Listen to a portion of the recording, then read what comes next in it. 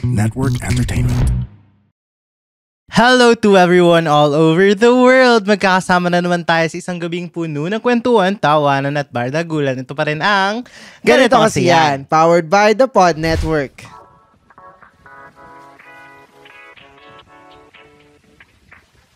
At kasama nyo pa rin ang inyong wandering go-getter ng Quezon City na excited dahil sa makakasama natin today. It's your boy Jacob. At ako pa rin ang inyong breadwinner baby boy ng Rizal na nung pinanood ko talaga yung Bar Boys, the musical, sabi ko, hindi ako maglo-lawyer. Ay. Ako lang to, si Lance. At makakasama natin today ang star ng Bar Boys, a new musical, Benedict Ramos. Ayun. Hi, Benedict. Hello Welcome. guys. Kumusta naman ang araw mo today? At parang very, galing ako sa rehearsals. Pero before anything else, yes, tama, Bar Boys, a new musical. Pero ngayon, since we're restaging it, it's Bar Boys, the musical. Ay? Yes. May the na eh. Yeah, may the na. It's no longer just a new musical. It's already the musical. Because The Ateneo. yes, Sakto. at the and the Ateneo. Yeah. So, parang it's very, may the na. So, parang mas engrande ba yung aabangan namin given na the musical Yes. na. Too early for promotion, but yes. Yes, siya, mas malaki, mas exciting, mas maraming ma-accommodate since we're at Hyundai Hall, Hyundai Theater, Arete, and we're sobrang daming ang daming abangan. Iba na yung napanood nyo. So, napanood nyo na yung Bar Boys. Iba na yung mapapanood nyo sa Arete. So, anong dapat maasahan ng mga first time at mga nakapanood na dati? Promo na natin to. Promo na agad, di ba? Oh. Ito guys, before we proceed to our topic, syempre itong talagang Bar Boys talaga yung yung dahilan kung ba't din ako nandito. So thank you first of all sa inyong dalawa because ganito kasi yan. Because this is also an opportunity not just for me but also on behalf of the whole Bar Boys, the musical cast production. Yun, it's gonna be better and it's going to be yung pagbabago ng Bar Boys the musical, it's not really the story. The core is still there.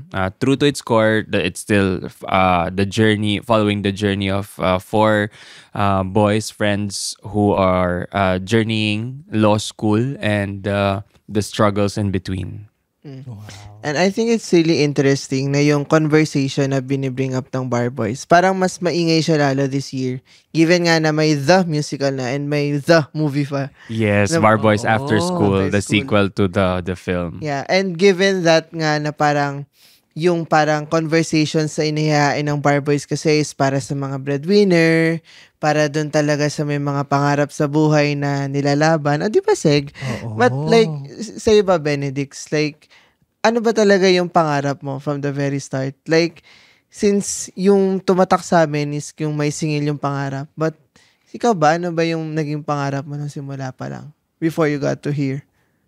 Actually, nung bata ko, tumatak sa isip ko din na gusto kong mag-lawyer because of the title. Because I know how hard it is to enter law school and all. Nung bata pa ako, very idealistic ako. Gusto ko talagang mahirapan. Alam mo yun? Parang feeling ko, the more na maghirap ka, the more na mas magiging successful ka at magiging mayaman ka. Pero as I grew older, I realized that it's really not for me. Ang gusto ko pang title nun is CPA lawyer. O, di ba? Napaka-ambitious ng meron ako noon because ayun nga, because of the title, lawyer, tas gusto mo yung, alam mo yung nakakatalino, ang stereotyping ko. But yeah, lahat ng alam ko talaga sa lawyer, matatalino, like alam nila talaga yung mga batas, ganon.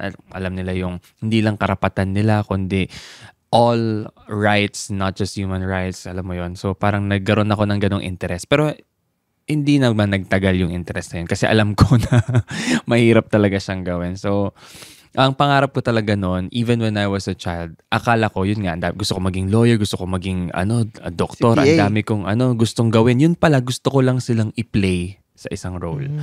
Alam mo, yung parang all of these things na lahat ng mga pangarap kong maging, ay pwede ko rin naman pala siyang magawa by playing them in a role or yun nga sa pag-arte, gano'n. Iaarte ko na lang sila kasi sobrang dami kong gustong gawin in the hopes of having more roles in the future. Parang gusto ko na lang siyang maging role, at one of which is itong Bar Boys nga na nagpo-portray ako ng isang aspiring lawyer or a law student.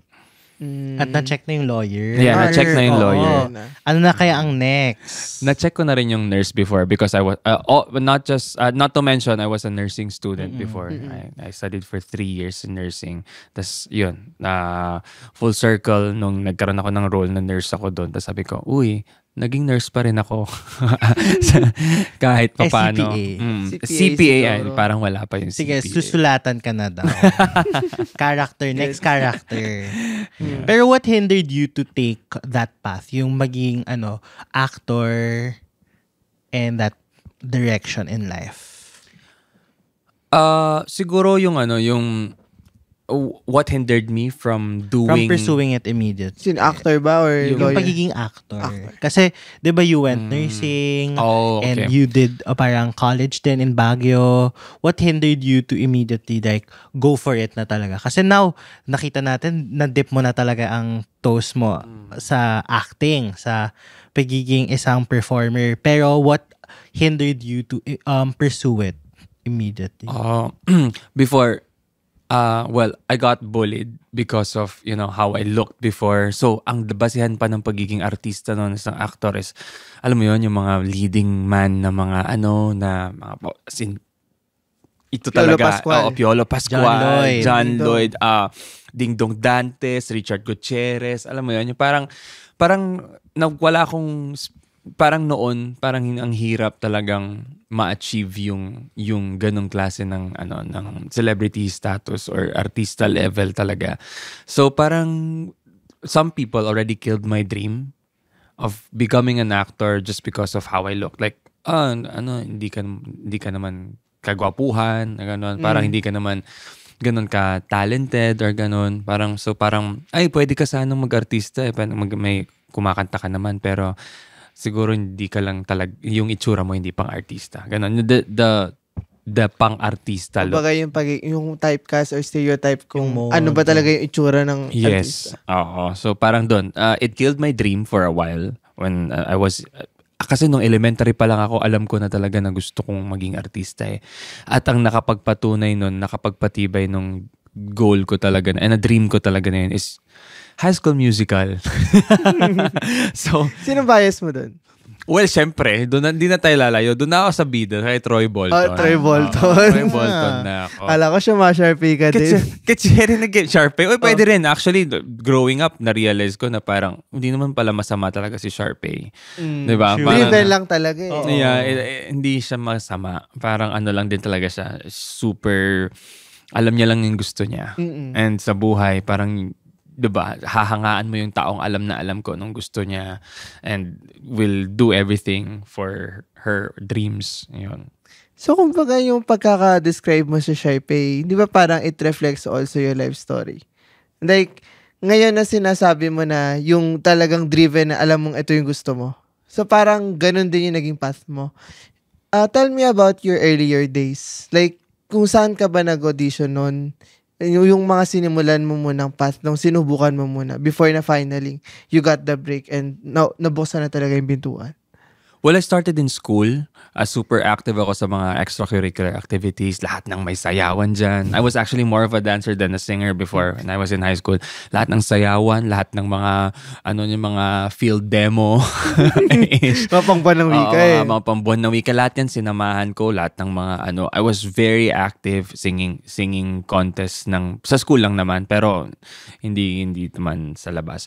And sa mga variety shows namin, so parang I lead, one of the mga shows na mga yon, talagang ako yung nangunguna sa pagsa-sign up kapag may mga ganun.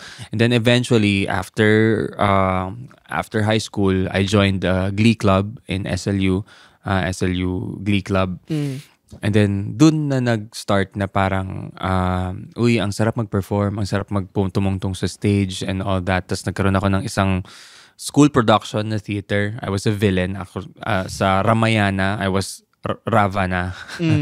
So parang naging Ravana ako. Nagulat pa ako. Paano ko nakuha yung Ravana? Mukha ba talaga akong kontrabida? Pero sobrang liit ko nun. Tapos sobrang ko. Pero ang nakuha ko, kontrabida na medyo cynical and yung talagang villain. So nagulat din ako na nakuha ko yung role na yun. So parang from there, doon ko na-realize na, uy, masarap mag-stage, masarap umarte sa stage.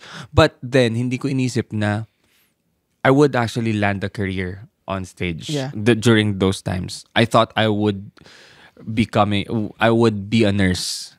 Kasi I was studying nursing back then and then shifted to Masscom and then worked. Summary yun ng ko. Nag-nursing ako for 3 years, tapos nag-Masscom ako for 2 years, tapos nag-stop ako, nag-work muna ako for a while, nag-ipon, bumalik sa school, nag-tourism, and then pandemic came, and then sinundo ako ng isang production to do an acting job sa Manila, and then the rest is history. That's where it all started. So I consider myself as a pandemic baby. You could call that. Parang from pandemic, some might have lost so many opportunities, but well, lucky me, and at least kahit papano nung pandemic dun nag-start. And not that I'm thankful that pandemic came, but doon nag-start. I kick-started my career as an actor nung pandemic na. So, naiwan ko yung school for a while. And just over the years na ginagawa ko lang, pinagpapatuloy ko lang yung hanggang sa nakatungtong ko ng stage. Ay, hanggang sa nag-PBB. Tapos nag-PBB, after PBB, naggumawa ng mga mainstream things. Tapos nag-audition for Ang Huling El Bimbo, because Ang Huling El Bimbo was the reason why I wanted to pursue theater in Manila before. Pero again, wala na yun sa pangarap. Wala na yun. Tinanggal ko na siya sa utak ko. Nasabi ko, hindi naman, imposible naman yun eh. Kasi nasa Baguio ako noon eh. Manila to. Napanood ko lang yung El Bimbo sa cellphone ko. And then, right there and then, after watching it, I felt a huge vibration sa katawan ko. Parang, tawag dito, ang lakas ng vibrations ng buong katawan ko noon. And I didn't know, I was already manifesting it pala. Like being there on stage. So when nasa Baguio pa ako nito, sorry, ang gulo na ng ko lang. Nasusundan namin yung ng chronology ko. Nasa Baguio pa ako nito when I watched Ang Huling El Bimbo. And then, after I watched it, I got so, inspired and emotional na teary-eyed pa ako noon. Tapos, I looked at the window, waving through a window. Tapos, tinaas ko na yung kamay ko kasi sa El Bimbo, ganito yung diba, yung sa, ganito nila yung pag nangangarap sila, ganyan. Sinimingin ako sa window, moist, kasi Baguio. Tapos 5 a.m. noon, di pa ako tulog kasi pandemic. Diba? Na-fucked up. Na-messed up. Na-messed up yung natin, yung sleep pattern natin noon. Tapos, tumingin ako, tapos sabi ko, one day, someday, I'll be part of this. I'll be part of something big, sabi ko. Tapos from there, hindi ko parang nirelease ko lang yun. And then, nung nagpunta ko naman Manila, yun na nga, Big Brother. Tapos, after nun, nag-audition ako for Ang Huling El Bimbo just because yun yung nakita ko na, yung nagustuhan ko na, just because that's the only access. Yun lang yung access ko nun. Hindi ako nakapanood ng theater musicals. Yun ba yung sa pandemic? Yes, yung nag-livestream sila? Never pa ako nakapanood ng theater shows sa Manila. That's the only show that I've watched through online. Sa YouTube ata yun na yung may ABS-CBN, parang foundation, something. So, nung nag-audition ako, I got in as understudy for Young Anthony. Dun, that's where it all started, na nag-Young Anthony ako, understudy ni Topper Fabregas. Tapos, dire-diretso ko yung stage. Nakaka-addict kasi sa teatro. Na-addict lang talaga ako. Like, I didn't know na dire-diretso na pala yung ginagawa kong theater shows. In between, may mga iba namang ginagawa. Pero mas marami akong time talaga for theater. Ayun, ang haba ng, ang dami Oo. ko sinasabi. Sorry. Uy, pero gusto ko munang singitan. Kasi, nalala ko lang din to, hindi ko to nabanggit kay Benedix. Isa siya sa mga favorite ko sa PBB. Oh, wow. Bumoto ka kay Benedict nun? Nung una niyang time na nominate, yung second, sinabayan niya si Samber eh. Kaya sabi ko, okay, Ben, next time na. Pero yun, natunghayan ko din yung journey mo eh. Pero since mention mo lahat ng yun, what made you take that decision na iwan yung college, iwan yung tourism and all that, and really go out there and try for showbiz? Kasi ang daming side trip di ba? Oo. Tourism, communication, nursing. So, ano yung parang okay? Ano yung side mo na, okay, parang I try this, let's try showbiz na? I really didn't think na alam mo yun, na parang matutuloy-tuloy ko yung first project ko before na but alam ko, iniyak ko na yun, kinabahan na ako, nung iniwan ko yung Baguio, alam ko na hindi na ako babalik. Right there and then, nung malis ako sa Baguio, alam ko na hindi na ako babalik sa Baguio. Not because I don't want Baguio. I love Baguio. It's my home. Just because I feel like I wanted to try venturing on something that really scares me.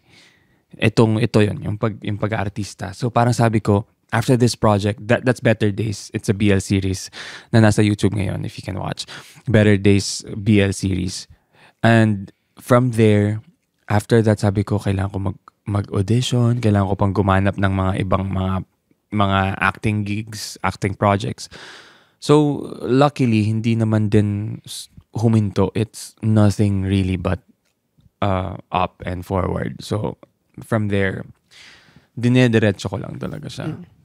And since yun nga, starting your journey sa Manila, and na-mention mo na nga yung PBB, yung BL series mo before going to AHEB, would you say na desidido ka ba na talagang pag umarte ka, gusto mo talaga maging aktor? O mas nakita mo yung opportunity nung una na maging artista? Aktor talaga. Aktor. Yeah. Doon talaga ako tawag dito na, what's the word? Ano ba yan? Sa sobrang sabaw ko. What's that word? Guys, help us. Doon talaga ako Na-discover. Naliwanagan. Enlighten. Enlighten. Yeah. Linawagan, enlighten. Translation. Thank you for the translation. Na doon ako na parang, okay, gusto ko talaga maging actor. Like, I've already experienced, yung kind of celebrity status na parang yung sobrang, yung artista na gano'n, after PBB, pinaramdam sa akin how it feels like to be in that spotlight. In the spotlight. But there will be moments na maiisip mo na, wait, is this really something I want? Kasi parang medyo nakakapagod siya. Ang hirap pala. Ang hirap ng mga bashers, attention, all eyes on you. Parang hindi ka na nakikita because of your talent, but because of how you look, how you present yourself in public.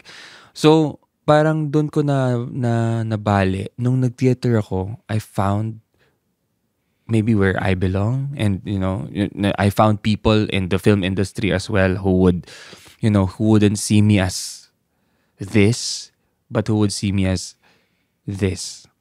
Parang hindi lang superficial lahat ng mga nakikita sa akin. So parang doon ko na-appreciate na, dito pala yun. Parang ang sarap din maging actor. Yung parang hinohone mo yung craft mo talaga na sa acting rather than just, again, iba yung ganun. May art din yun. It's just pagiging that star. Pagiging star, super art din talaga siya, and it's still also, it's a talent as well. Tsaka valid. Yeah, It's valid. a passion din. Yeah, it's passion din. It's just that dun ako mas napunta at mas na-appreciate. I found myself in the actor. Kasi 'di ba sabi nila dalawa yan, artista or actor, ganon.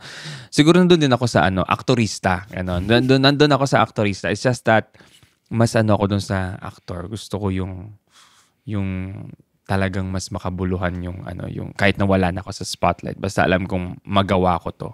Parang ganon.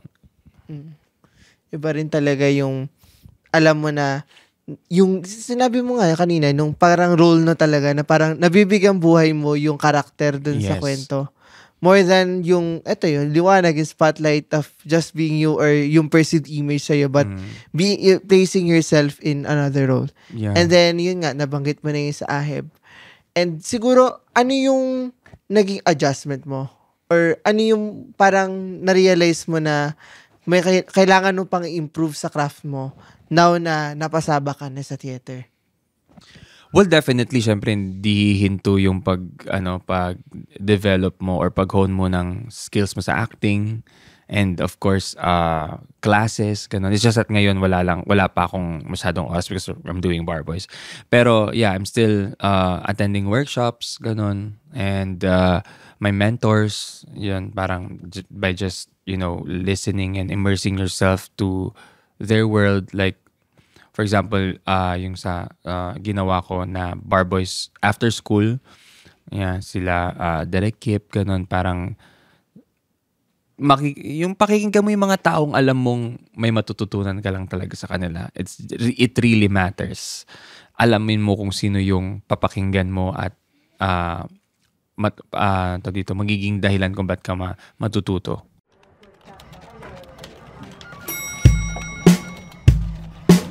Hello everyone! Ako po si Baus Rufo, ang host ng podcast na Kaya Pa Ba? Ang pinakabagong talk show kung saan tinatanong namin kung kaya pa nga ba talaga. No, it's an interview show featuring my favorite content creators, celebrities, or just my favorite taga-benta ng turon. Who knows? Go listen to it now on Apple Podcast and Spotify. And with all that, given nga na nabanggit mo how you dreamt about this, how this was like something you were looking at dati pa, did you find your your parang I made it moment? What was your I made it moment? Meron na ba? To be honest, pagtungtong ko pa lang sa Manila and having my first ever project is already an I made it moment. But hindi pa yun yung parang I made it and okay na ako dito and I'll stop from here. Parang ganon. So, dun pa lang, yun na yung I made it pero I wouldn't stop. Parang ganon. Kasi ang laking achievement na sa akin nung nagkaroon lang ako ng first project and then nung dumediretso. Every project, every milestone is an I made it moment for me. Kasi walang measure eh. Like, kapag sabi mo ng I made it, okay, now where do we go from here? Ano mo yun? Parang, what am I gonna look forward to after this? Because I made it na. Parang ganon. So parang, lagi ko lang sinasabi na parang sa lahat ng mga milestones sa buhay ko, that I made it. I made it this far, but not too far. And I mean, malayo na, pero malayo pa talaga. Malayo pa. Malayo na pero malayo pa talaga. Di ba yung sasabi nila kasi malayo pa pero malayo na. Pero para sa akin, malayo pa pero malayo pa talaga. And bakit malayo pa talaga? Like, Malayo Ano yung pa talaga. malayo pa? Malayo pa yung ang dami ko pang gusto kasing gawin talaga. Ang dami ko pang gustong ang cringy kong pakinggan pero matulungan because maybe I really see myself as an educator as well, like a mentor or someone who could pass the learnings. yung learnings ko, yung mga natutunan ko, my experiences to the next generation. Ang tanda kong pakinggan pero just to really pass the flame na meron ako the torch to the next generation. Parang yun yung nai-envision ko pag tanda ko, gusto ko ganun. Yung ihinto man ako to do acting projects or film, theater, and TV. But I would be helping people na nangangarap mapunta dun sa makapasok sa industriya. Parang ganun. Ganda nga rin yun na parang, kumbaga you pay it forward. Yes. Hindi yung kumbaga na, yung kung wala kang mga mentor or wala nag-encourage sa'yo sa simula, but later on na parang gusto mong ikaw na yung magte-take ng ganong role sa mga sa mga kagaya mo noon nagsisimula pa lang. At ang hirap din noon ng parang pakipagsapalaran mo. I mean, from Baguio to Manila, Kasi hindi lang siya parang yung environment mo na nakasanayan mo, tas mapupunta ka dito. And yun nga, you said naman na you already made it with those roles that you've already got. And ngayon dito rin sa Bar Boys, the musical din na another Eric Vicencio. Yes. And another chance to play that role. Siguro, Benedix, paano mo nakikita si Eric Vicencio sa'yo? Like, ano yung similarities nyo? Or ano yung pagkakatulad nyo? And pagkakaiba rin at the same time? As obviously naman na law student siya. Yes. Si Eric Vicencio kasi siya yung parang perfect representation of someone who's trapped in the systemic forces of the country, and someone who's, you can say, oppressed, and yung tipong alam mong meron siyang pangarap pero napipigilan yun because, sorry for the term, mahirap siya. Ano mo yun? Yeah, totoo naman mahirap. Kulang sa pera, kulang sa pribilehiyo, underprivileged, and hindi niya na minsan ma-pursue kung ano talaga yung gusto niya just because he feels like he's unworthy. Hindi siya karapat-dapat na mangarap ng mas malaki pa sa kung anong meron siya because he's not capable at the moment. So, sa mga, parang siya yung nagre-represent ng mga Pilipino na naging okay na lang sa kung anong meron sila. Naging okay na lang sa kung nasaan sila, na sistema, na katayuan. Kasi nabubuhay pa rin sila. To be fair naman, there are Filipinos who are really content of what they have because masaya sila, may pamilya sila, nabubuhay sila, ganun. Kontento na sila. It's their dream, and walang maliit na pangarap sa taong yun ang pangarap. 'Di ba? But we may, we can't belittle dreams just because we feel like our dreams are bigger than them. Pero sa mga katulad ni Eric na yun nga, gusto niya maging lawyer, gusto niya para sa pamilya niya, sa tatay niya, at para mabago din yung sistema, basically. And above everything, parang nandun yung gusto niyang maging karapat-dapat talaga sa na magkaroon ng hindi kapangyarihan ng, you can say, stature, lugar.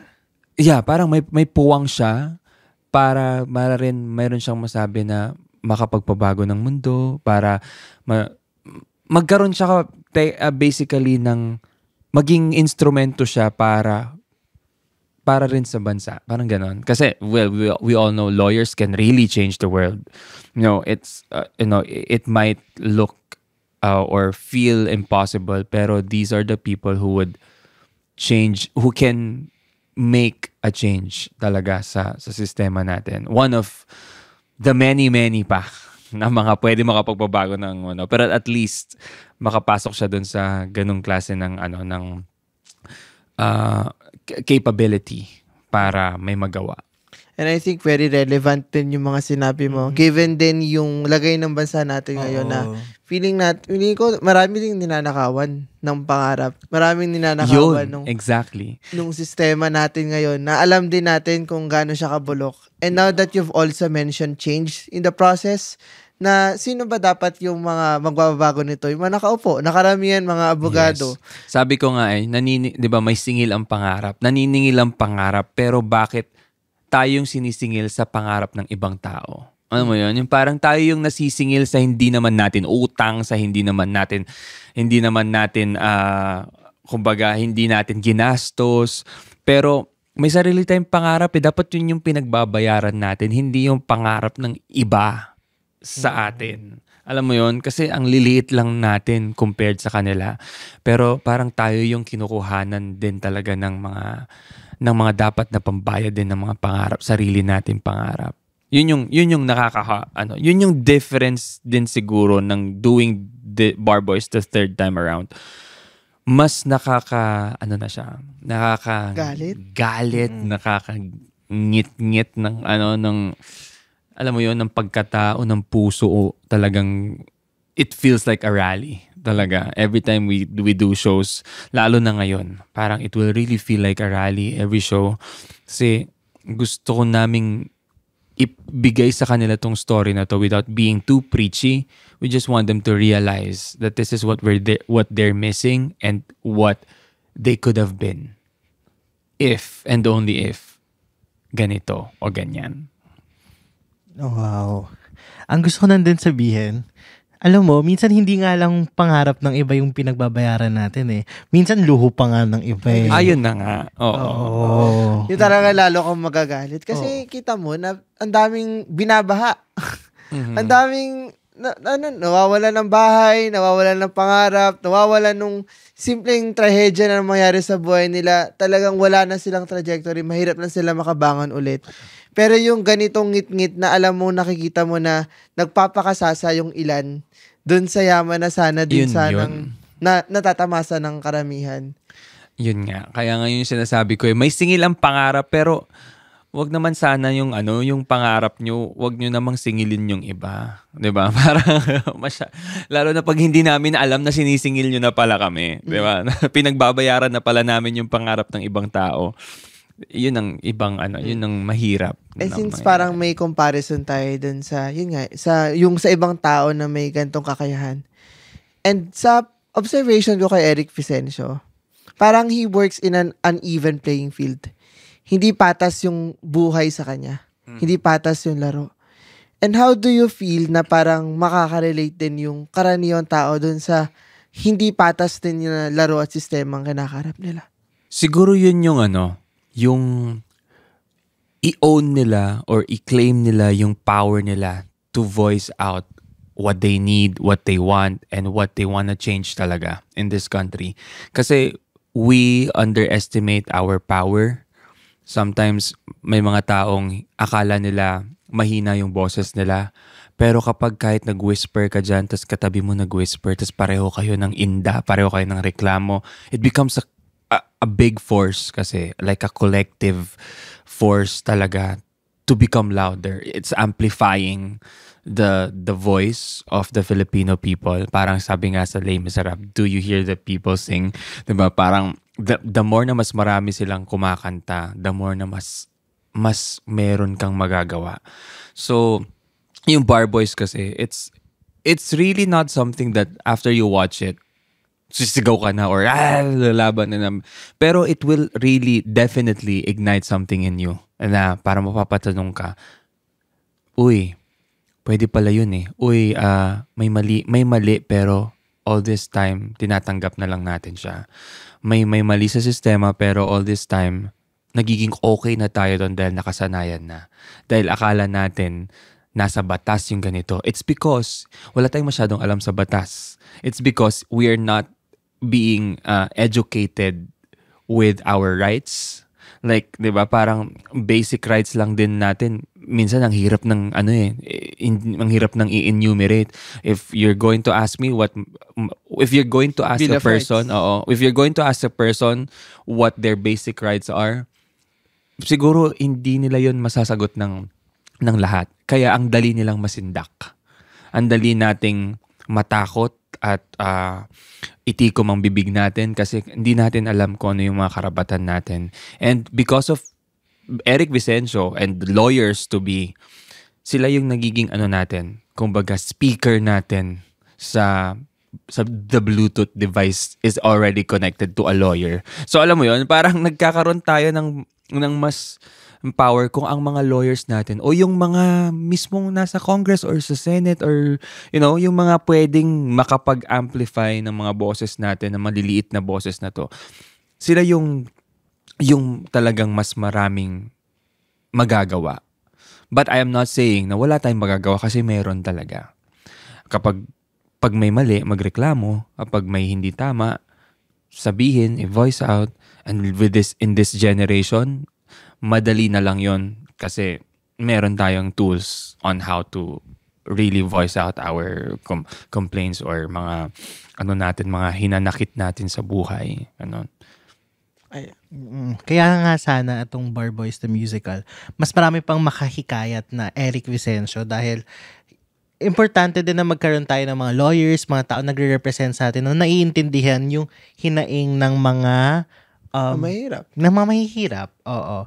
So, siguro ang next question ko na lang for you, Benedict. Ano yung gusto mong mapulot ng mga future watchers or first time or second time or kapang ilang beses na makakapanood nitong Barboys the Musical? Na hindi lang sa kwento ni Eric, Oo, but sa kundi kwento sa ng lahat ng ng karakter. lahat ng naging bahagi ng Barboys.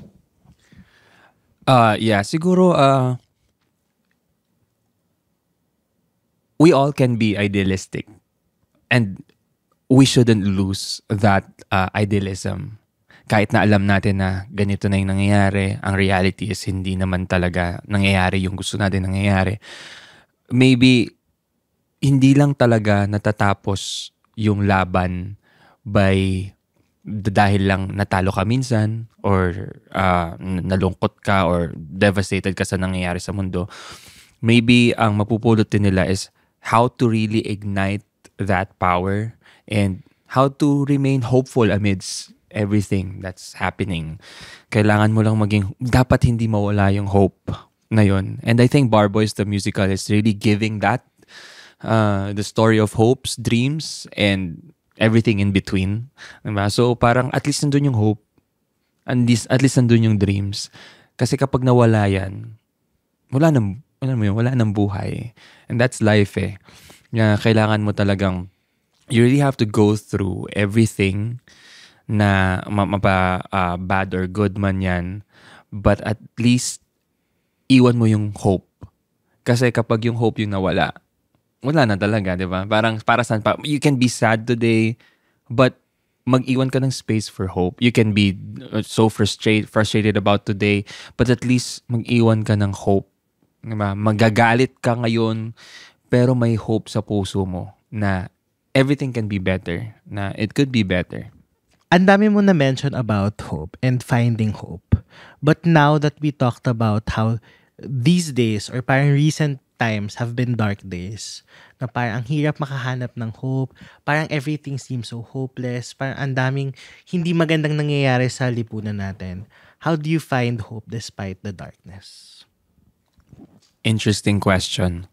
Kasi sa totoo lang, today, wala na akong hope. Joke lang. Nasabaw pala.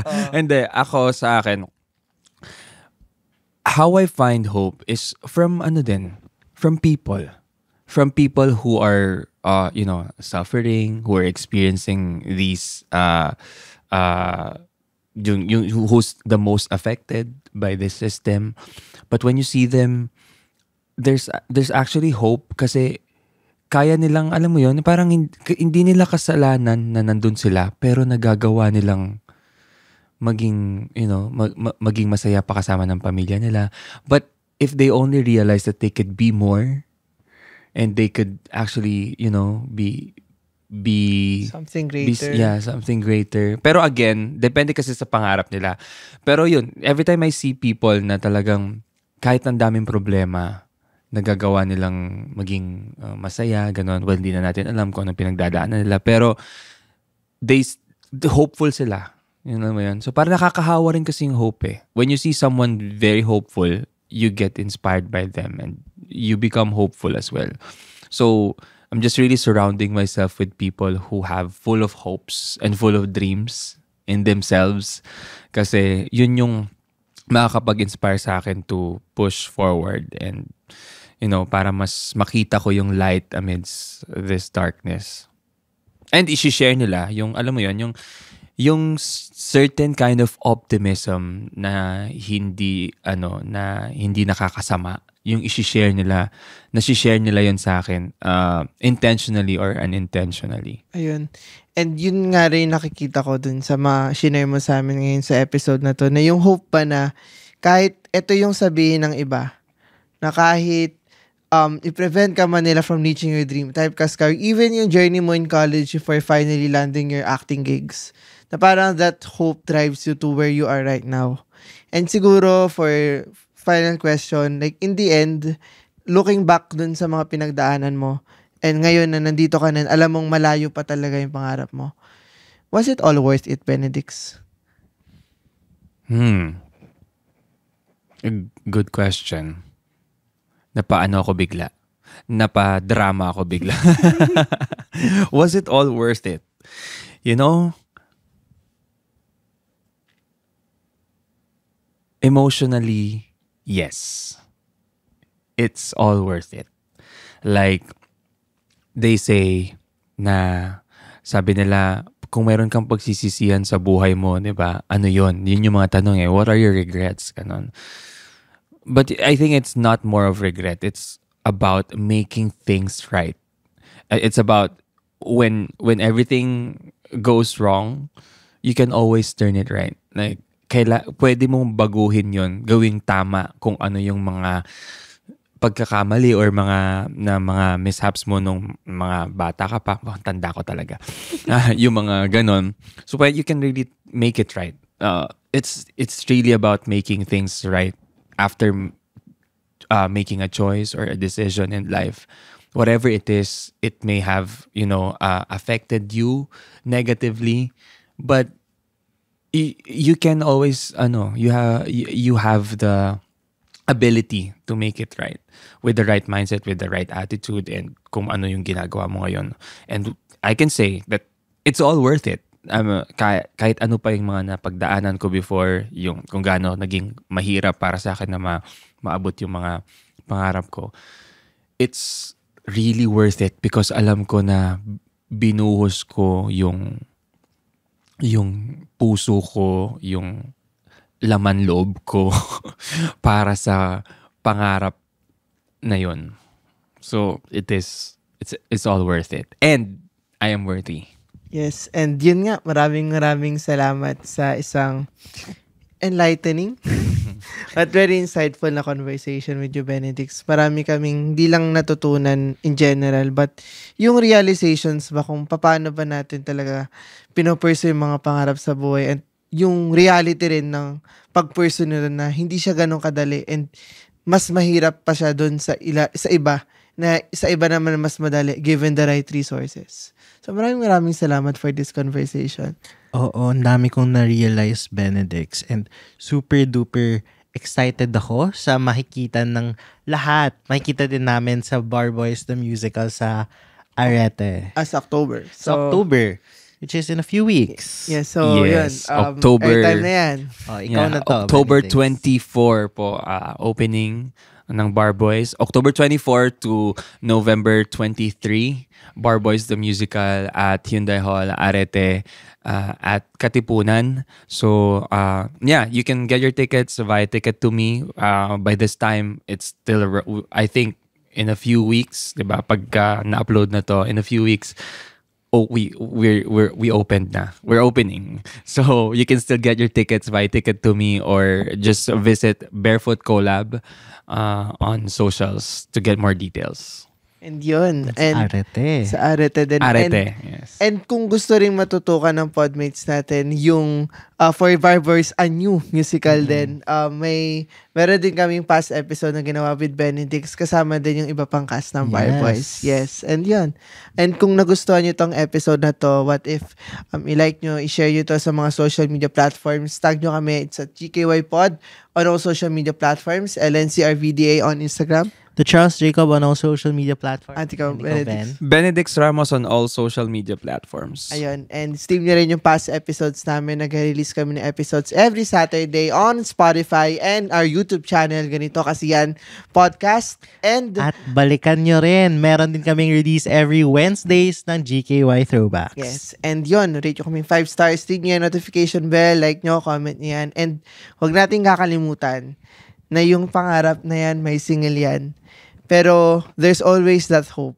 May pag-asa lagi na kahit singilin man tayo yung pangarap natin yun, yung pag-asa yung magdadrive sa atin to push forward to finally achieving it. Kasi nga, may singilang pangarap, pero pagpatuloy mong pagbabayaran yon, susuklian ka ng success, ng tagumpay. Yes. At ito pa rin ang Ganito Kasi Yan.